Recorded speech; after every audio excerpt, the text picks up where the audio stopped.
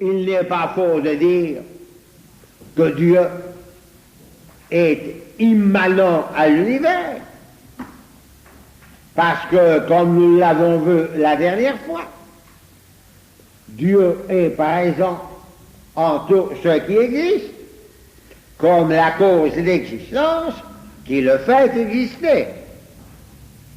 Mais c'est la présence d'une cause d'existence transcendante par rapport à ce qu'elle fait exister et distincte de ce qu'elle fait exister. Remarquez que le panthéisme conduit facilement à l'athéisme, car le panthéisme revient à soutenir qu'il n'existe rien en dehors de l'univers. Si Dieu se confond avec l'univers, c'est dire qu'il n'existe rien en dehors de l'univers. Donc ça conduit à l'athéisme, ça conduit à la négation de Dieu. Mais réciproquement, l'athéisme conduit au panthéisme, car l'athéisme en liant Dieu revient à attribuer à l'univers d'exister par lui-même, c'est-à-dire revient à attribuer à l'univers des attributs divins, ce qui est du panthéisme. Aussi, l'histoire de la philosophie et des religions nous présente-t-elle de perpétuelles oscillations entre athéisme et panthéisme.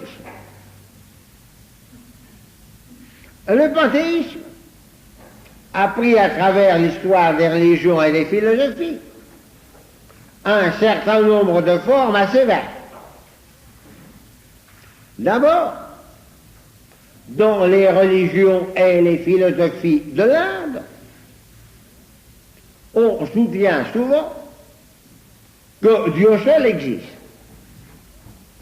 et que l'univers n'est qu'une apparence ou une illusion.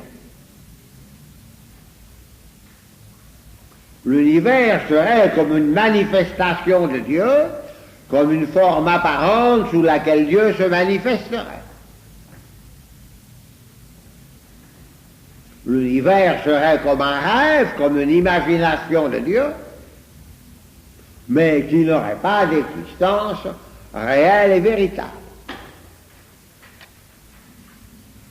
Derrière toute chose qui ne serait qu'apparence, il y aurait une réalité profonde qui serait Dieu. Dieu serait la substance véritable de toute chose. Eh bien, ceci est évidemment faux, car c'est une certitude absolue de notre expérience que nous existons et que les choses autour de nous existent d'une existence bien réelle. Les êtres auxquels Dieu donne d'exister, Dieu leur donne d'exister d'une existence distincte de la sienne, mais parfaitement réelle. On retrouve ensuite le panthéisme au déclin de la pensée grecque chez Plotin, qui considère l'univers comme un fragment qui se serait détaché de Dieu et qui devrait d'ailleurs à la fin retourner à Dieu. C'est ce qu'on appelle l'émanatisme, parce qu'on dit alors que l'univers émane de Dieu, que l'univers est une émanation de Dieu. Eh bien, ceci est évidemment faux, car d'abord, Dieu étant parfaitement un et saint, il n'y a pas en Dieu de fragment qui pourrait se détacher de lui.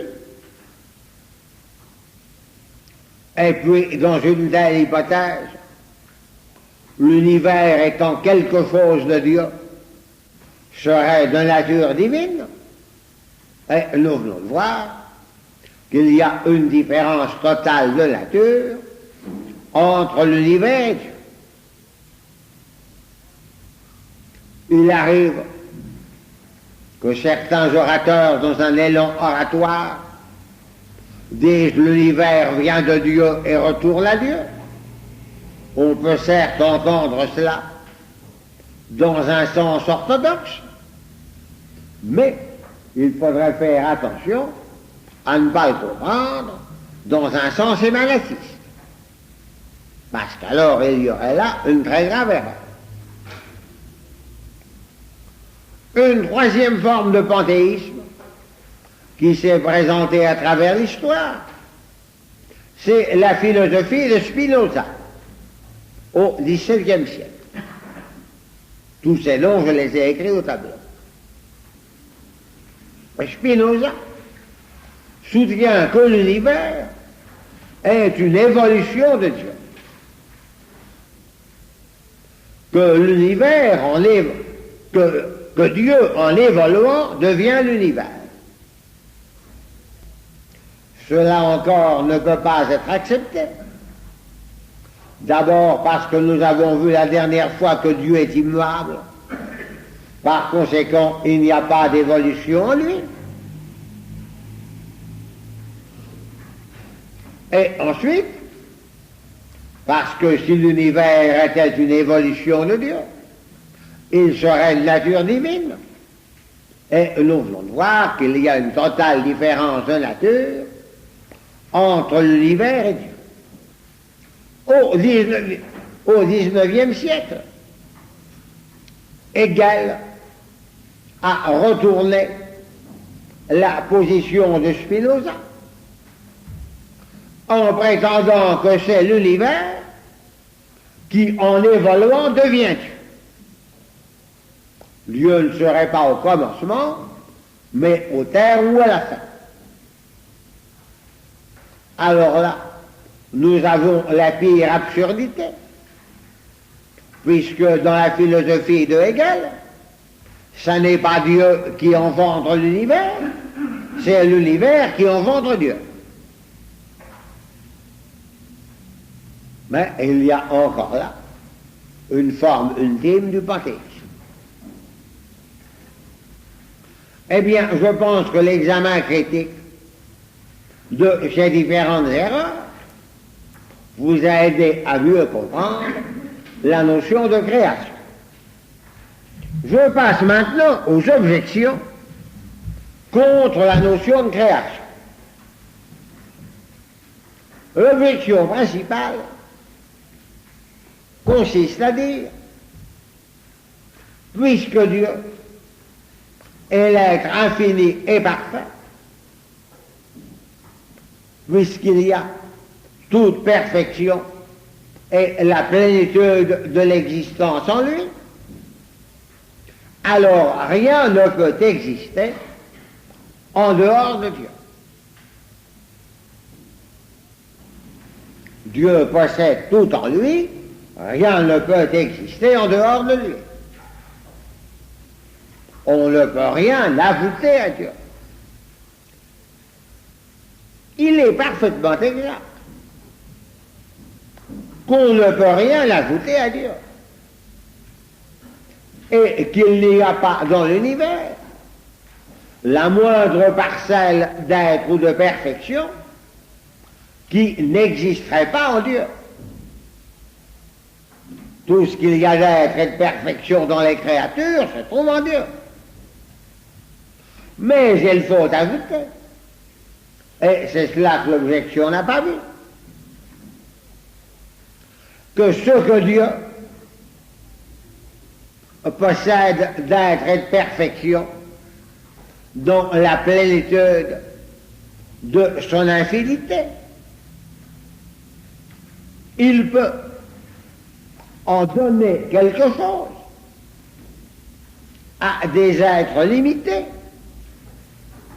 qui le posséderont dans les limites de leur nature, mais qui, dans ces limites, le posséderont réellement.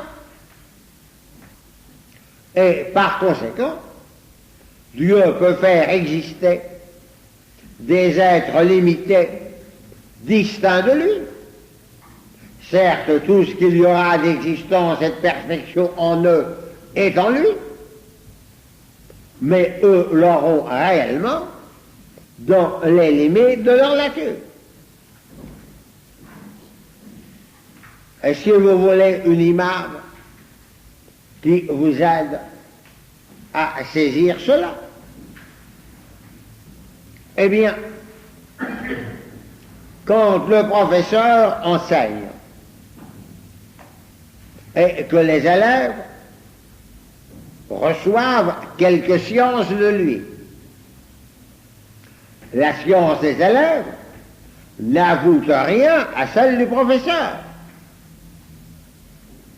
Tout ce qu'il y a de science dans l'intelligence des élèves existait déjà dans l'intelligence du professeur. Mais ce que le professeur avait de science dans son intelligence, il en a donné quelque chose à l'intelligence des élèves qui maintenant l'ont réellement en elle. Une autre objection contre la notion de création consiste à dire, en parlant de création, vous prétendez que Dieu passe de la puissance à l'acte de créer. Or Dieu est acte pur, et il n'y a en lui aucun passage de l'être en puissance à l'être en acte. Eh bien, il faut répondre que quand Dieu crée, cela n'entraîne en lui aucun passage de l'être en puissance à l'être en acte, parce que la création, quand nous venons de le dire, n'ajoute rien à Dieu et ne modifie rien en Dieu. Toute la modification est du côté de la créature qui reçoit l'existence, qui accède à l'existence. Mais ça ne change absolument rien en Dieu.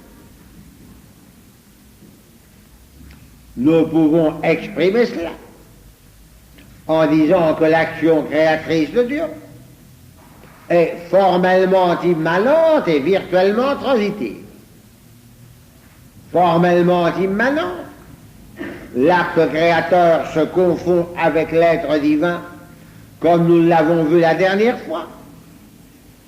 Virtuellement transitive, cette action créatrice a un effet réel en dehors de Dieu dans la créature.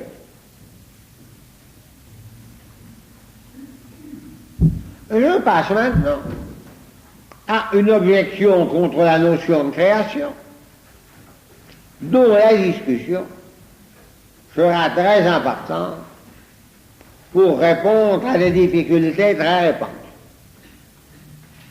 Et voici cette objection. Puisque nous avons dit que rien n'existe sans recevoir l'existence de Dieu, il faut en conclure que rien n'arrive qu'en dépendance de la causalité créatrice de Dieu. Et c'est la notion de providence. Les philosophes de l'Antiquité païenne avaient la notion de Dieu, loi universelle et éternelle, mettant dans les choses leur ordonnance, mais n'avaient pas la notion de providence. Nous avons la notion de providence, ce qui veut dire que les moindres détails de ce qui arrive, même la chute d'un cheveu, dit l'Évangile, sont en dépendance de la causalité créatrice de Dieu. Alors, voici maintenant l'objection. si c'est Dieu qui fait tout, alors les créatures ne font rien. Il arrive de toute façon, ce qui est décidé et voulu éternellement par Dieu, et nous ne pouvons rien y changer, nous ne pouvons rien y modifier, nous ne faisons rien, nous n'avons rien à faire. On rencontre cette conception dans le fatalisme assez répandu dans l'islam, qui soutient que tout est écrit d'avance en Dieu et que nous ne pouvons rien y changer.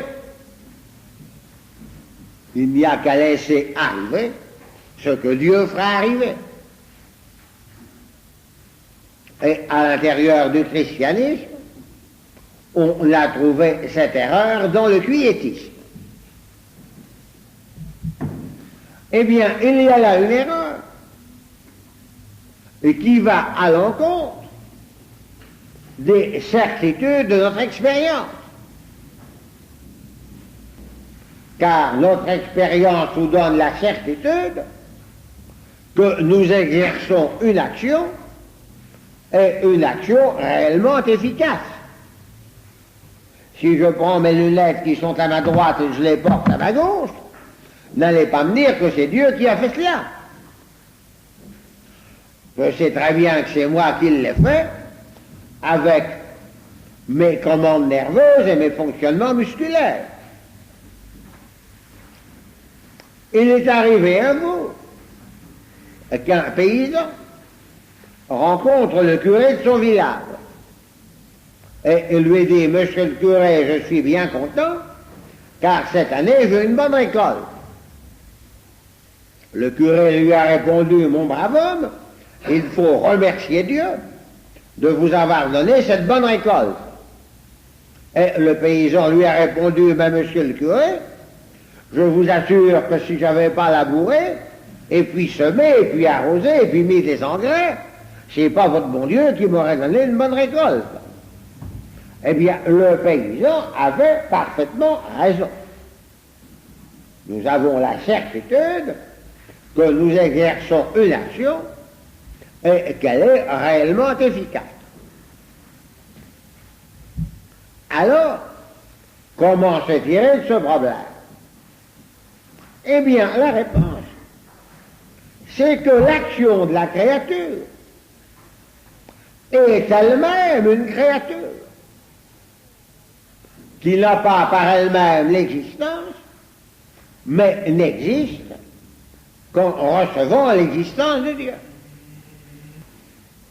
Donc, la causalité créatrice de Dieu, loin de supprimer l'action des créatures, leur donne à l'action des créatures d'exister, et d'exister réellement, et d'être ce qu'elle est, c'est-à-dire réellement efficace et agissante. Mais s'il y a là une certitude, conclusion d'un raisonnement rigoureux, il y a quelque chose que nous ne pouvons pas comprendre, car le comprendre, ce serait comprendre la causalité créatrice de Dieu. Donc je vous ai dit tout à l'heure qu'on ne peut pas la comprendre. Et les créatures agissent de l'extérieur, les unes sur les autres. Alors, si l'action créatrice de Dieu était extérieure à l'action de la créature, elle s'ajouterait à elle, elle ferait l'ombre avec elle. Et dans ce cas-là, ce qui viendrait de la créature ne viendrait pas de Dieu. Et si on concluait que tout vient de Dieu, il faudrait conclure que la créature n'a rien fait.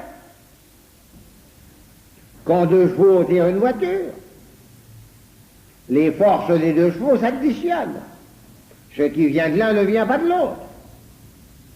Et si on disait que tout le mouvement de la voiture vient d'un seul des deux chevaux, c'est que l'autre cheval n'aurait rien fait. Mais l'action créatrice de Dieu n'est pas extérieure à l'action de la créature et s'ajoutant à elle. L'action créatrice de Dieu est parfaitement intérieure à l'action de la créature, dont elle est la cause d'existence. Et par conséquent, l'effet produit vient tout entier de l'action de la créature, agissant selon sa nature, et en même temps tout entier de la causalité créatrice de Dieu, qui donne à l'action de la créature d'exister et d'être ce qu'elle est, c'est-à-dire véritablement agissant. On exprime cela en disant que la créature est cause seconde et que Dieu est cause première. Sauf le cas du miracle que nous n'avons pas à considérer en philosophie. La causalité créatrice de Dieu n'agit jamais directement. Elle n'agit qu'à travers l'action des causes secondes. Et elle donne aux causes secondes d'agir selon leur nature. Par conséquent, nous ne trouvons pas dans l'observation de l'univers l'intervention de Dieu. Nous n'y trouvons que l'action des causes secondes. Mais les causes secondes n'existent qu'en recevant l'existence de la causalité première de Dieu. Et ceci est particulièrement important concernant nos actes libres, car l'objection dira, si la causalité créatrice de Dieu est l'auteur même de nos actes libres, alors ils ne sont pas libres, et c'est Dieu qui en est responsable et pas nous. La réponse est que notre liberté est une créature qui n'a pas par elle-même l'existence, qui n'existe qu'en recevant l'existence de Dieu. Donc la causalité créatrice de Dieu, loin de supprimer notre liberté, la fait exister. Elle a fait exister en étant ce qu'elle est, c'est-à-dire réellement et véritablement libre, faisant elle-même ses choix et responsable de ses choix. Seulement, il ne faut pas se représenter la causalité créatrice de Dieu comme agissant de l'extérieur sur notre liberté, car alors ça la déterminerait et elle ne serait pas libre. La causalité créatrice de Dieu est parfaitement intérieure à notre liberté, comme la cause d'existence qui lui donne d'exister, en étant ce qu'elle est, c'est-à-dire réellement et véritablement libre. Et ceci est extrêmement important pour répondre à des erreurs très répandues aujourd'hui. Beaucoup de penseurs contemporains disent, si Dieu est infini et parfait et tout-puissant, alors la créature n'est rien et elle ne fait rien. Il se représente la toute-puissance divine comme dominatrice, écrasante, éliminante, ou comme on dit couramment aujourd'hui, aliénante. Nous ne serions rien et ne pourrions rien faire. nous serions aliénés par la toute-puissance divine. Eh bien, il y a là une erreur très grave, car la causalité créatrice de Dieu, dans nos créatures, d'exister réellement, d'être véritablement cause et agissante, et pour les êtres libres, d'être véritablement libres.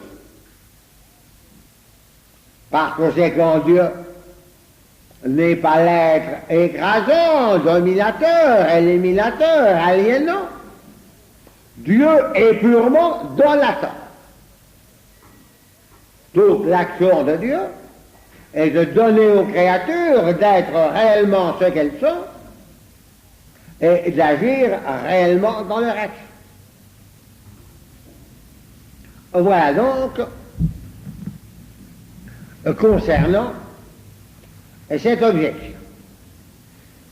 Alors maintenant, nous avons à voir rapidement les rôles de l'intelligence divine et de l'amour divin dans la création. D'abord, de l'intelligence divine. Puisque l'intelligence divine est infinie et parfaite, il est évident qu'elle connaît tout, et par conséquent, qu'elle connaît toutes les créatures dans les moindres détails de leur existence et de ce qu'elles sont. Mais ceci soulève deux difficultés. La première est que les créatures sont multiples. Est-ce que connaître les créatures ne va pas introduire une multiplicité dans l'intelligence divine qui est parfaitement une? Eh bien, la réponse, c'est que Dieu, en se connaissant parfaitement lui-même, se connaît comme donnant l'existence au Créateur. Et par conséquent, Dieu connaît les créatures par l'acte unique par lequel il se connaît lui-même comme créateur et connaît toutes les créatures en lui comme en leur cause d'existence. Je vais prendre une image pour vous aider à comprendre. Supposons, c'est impossible, j'en fais l'hypothèse, un artiste qui aurait une connaissance parfaite et complète de lui-même. Il connaîtrait du même coup toutes ses œuvres comme étant faites par lui. Il les connaîtrait en se connaissant lui-même. Eh bien, ce qui n'est pas possible pour un artiste humain est possible pour Dieu. Dieu, en se connaissant parfaitement comme cause l'existence, connaît tout ce à quoi il donne l'existence. La seconde difficulté est que nous avons vu, quand nous avons étudié la nature de la connaissance, que l'objet connu est cause formelle de la connaissance. Alors on objectera, mais les créatures ne peuvent pas être cause formelle vis-à-vis de l'intelligence divine. Eh bien, la réponse est la même. C'est que Dieu connaît les créatures en se connaissant lui-même comme leur cause d'existence. Parce que les choses existent indépendamment de nous. Elles sont cause de la connaissance que nous avons d'elles dans notre intelligence limitée. Mais quand il s'agit de l'intelligence divine, c'est l'inverse. C'est la connaissance que Dieu a des choses qui est cause de leur existence. l'intelligence divine est intelligence créatrice.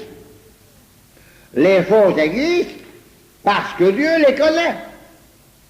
Les fausses n'existent qu'en dépendance de la connaissance que Dieu a d'elles. Remarquez que l'idéalisme avait très bien vu que l'intelligence infinie et parfaite doit être créatrice de son objet de connaissance. Mais l'erreur de l'idéalisme était d'attribuer cela à l'intelligence humaine. L'idéalisme, c'est pour ça que chez Hegel, il aboutit au panthéisme. L'idéalisme attribue des attributs divins à l'intelligence humaine, ce qui est une forme de l'orgueil.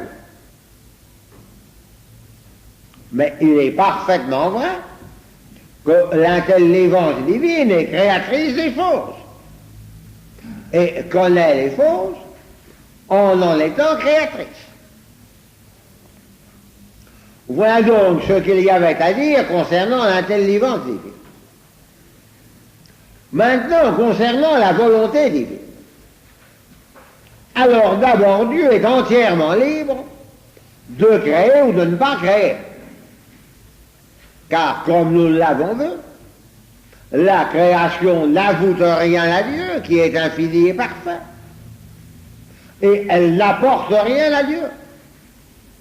Elle ne comble en lui aucun besoin et aucun manque. Dieu est la joie absolue, infinie et parfaite, même s'il n'avait rien créé. Par conséquent, la décision de créer ne correspond en Dieu à aucun besoin et à aucun manque. Elle est souverainement libre. C'est un acte de pure liberté. Remarquez que nous avons là ce qui est peut-être le plus obscur dans le mystère de Dieu. C'est que l'être nécessaire, par lui-même existant, est en même temps décision souverainement libre de créer.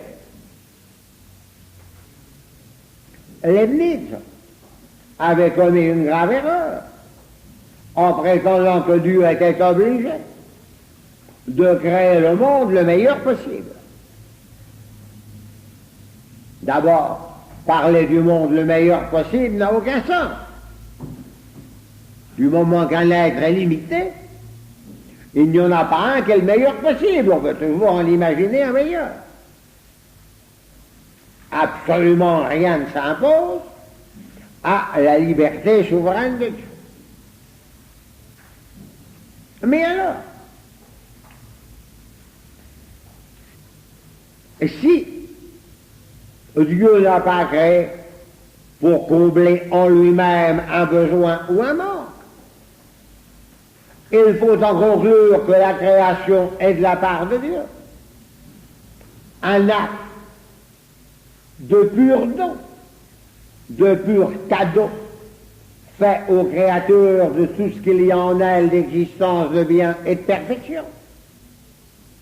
Donc un acte de pure générosité, un acte de pur amour. La décision entièrement libre de créer de la part de Dieu est pure surabondance, effusion d'amour. Elle est quelque chose de purement donateur. Nous retrouvons ce que je disais tout à l'heure, que la causalité créatrice de Dieu est quelque chose de purement donateur. Elle consiste à donner à la créature, par un pur don, tout ce qu'il y a en elle d'existence, de bien et de perfection. On demande quelquefois est-ce que Dieu crée pour la manifestation de sa gloire ou pour le bien des créatures. Mais ce qui manifeste la gloire de Dieu hors de lui, c'est précisément le bien des créatures. La création est pur don à la créature de ce qu'il y a en elle d'existence, de bien et de perfection. Dire que Dieu est créateur, c'est dire que Dieu est un amour qui donne. Et remarquez la différence avec notre amour à nous. Car notre amour est attiré par la bonté de la créature. Certes, après, notre amour peut devenir donateur, apporter quelque bien à l'être que nous aimons. Mais il a d'abord fallu, pour que nous l'aimions, qu'il y ait dans cet être aimé une certaine bonté qui existe indépendamment de nous et qui attire notre amour.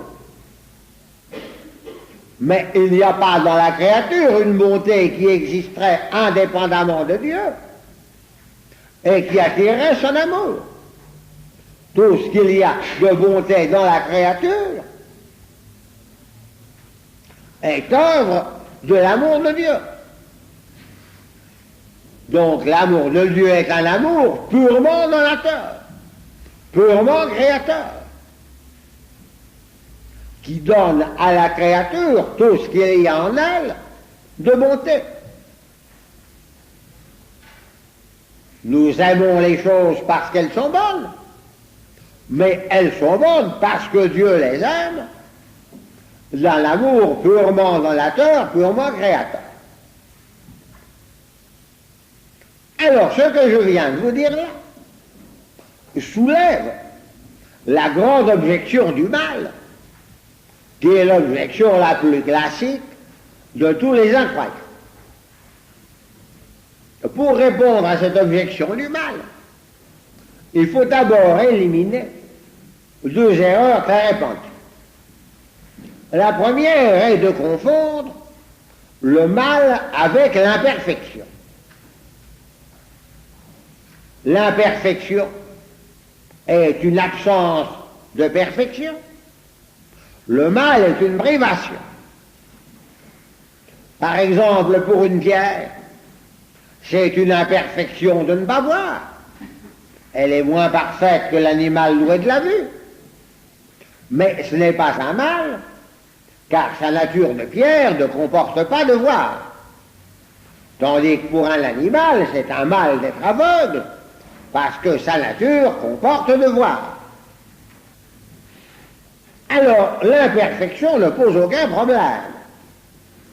Du moment que Dieu donne l'existence à des êtres distincts de lui, parce que l'être parfait est unique, ces êtres distincts de lui sont forcément imparfaits.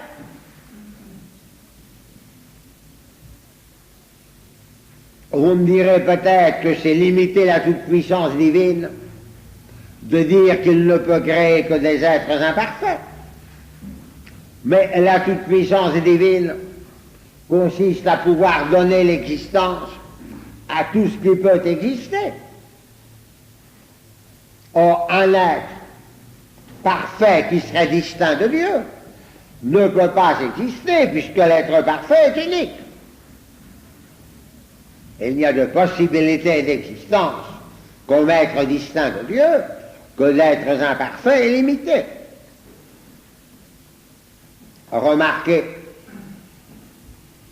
que pour la foi chrétienne, il y a réponse à cette obscurité, puisque nous savons par le mystère de la Trinité que si Dieu ne peut donner l'existence qu'à des êtres imparfaits, Dieu est à l'intérieur de lui-même génération du parfait, en étant Père et Fils. Mais ça, c'est hors du domaine de la philosophie. Nous ne le savons que par la foi chrétienne. Donc, pas de difficulté à ce qu'il y ait dans l'univers des imperfections et par conséquent des inégalités. Il ne peut pas en être autrement. Mais ce qui soulève un problème, ce n'est pas l'imperfection, c'est le mal.